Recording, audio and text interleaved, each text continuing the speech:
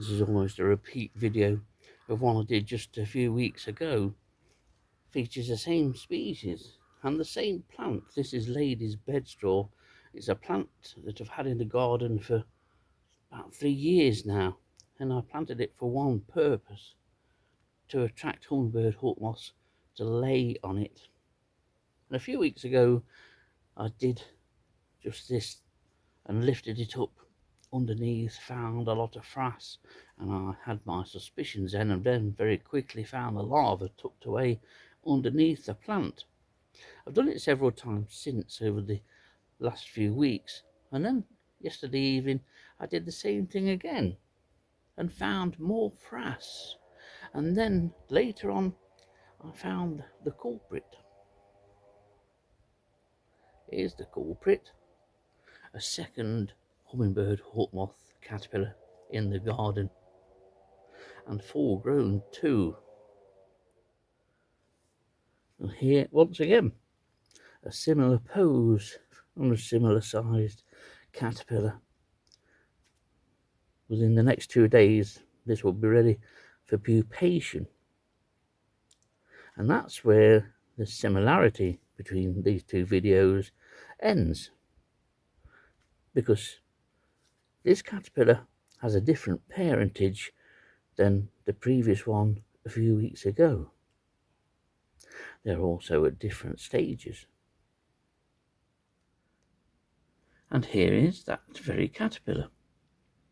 Within 2 days it had changed colour, stopped feeding, which is always an indication with hawk-moth caterpillars that they're ready to pupate. So I readied a plant pot, half filled it with soil and compost, and then put on top a good layer of dry leaf litter.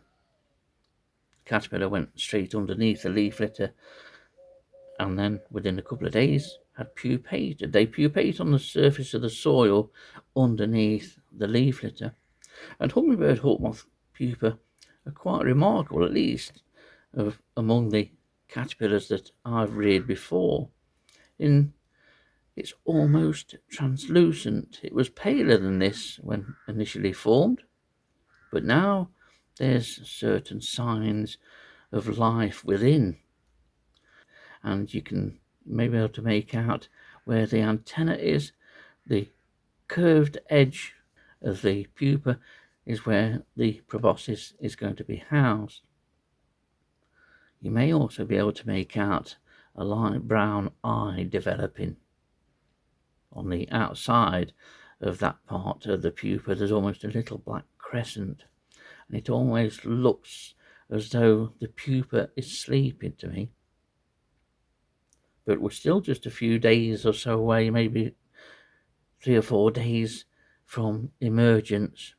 There's no colour to the wings yet, and the whole pupa has got to darken considerably. But they do provide you with quite a remarkable insight as to what's going on inside the pupa, because they are quite transparent.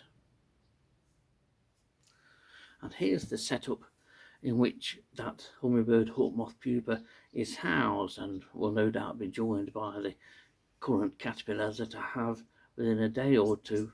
It's just a simple 8-inch clay pot, half filled with a free draining soil or compost, and then a layer of leaf litter with a few twigs in too. A few twigs just help keep the leaf litter sort of open rather than let it form in a mat on top of the surface. It's a very simple setup, but it's a setup that works, and it's just kept outside against the fence here, just outside the back door. So every time I open the back door I can see whether anything's emerged in the top here. And the hummingbird hawk-moth pupa that is in here should appear up here in a couple of days. Time to have a look, see if there's any more hummingbird hawk-moth larvae lurking on that bed straw. Quite remarkable to get the two. I'm really chuffed as well. And 2 larvae from 2 different females. It just goes to show, if you've got nectar-bearing plants, especially like valerian, which will bring in hummingbird hawk-moths, and you've got ladies' bedstraw growing in the vicinity, they will use it.